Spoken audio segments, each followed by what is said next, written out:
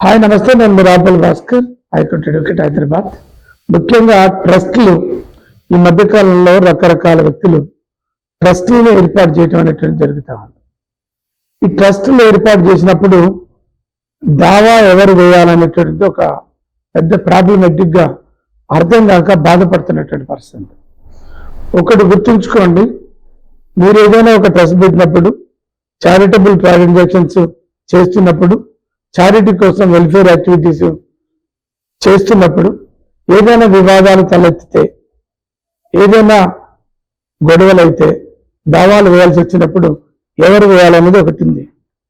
అయితే ట్రస్ట్ నిర్వాహకులు లేదు ట్రస్ట్ చైర్మన్ లేదు ట్రస్ట్కి సంబంధించినటువంటి మెంబర్లు ఒక తీర్మానం చేసుకొని ఎవరి మీద ఎలా ఎందుకు దావా వేయాలనేటువంటి ఒక తీర్మానం చేసుకొని సిపిసిలో ఉన్నటువంటి ఆర్డర్ 31 రూల్ 1 అనేటువంటి ఒక నియమం, ఒక సెక్షన్ ద్వారా, ఒక ప్రొవిజన్ ద్వారా ఎవరి మీద అయితే దావా వేయాలనుకుంటారో వాళ్ళ మీద వేయచ్చు అనేది చట్టం చెప్తా ఉంది. ఏం భయపడాల్సిన పని లేదు.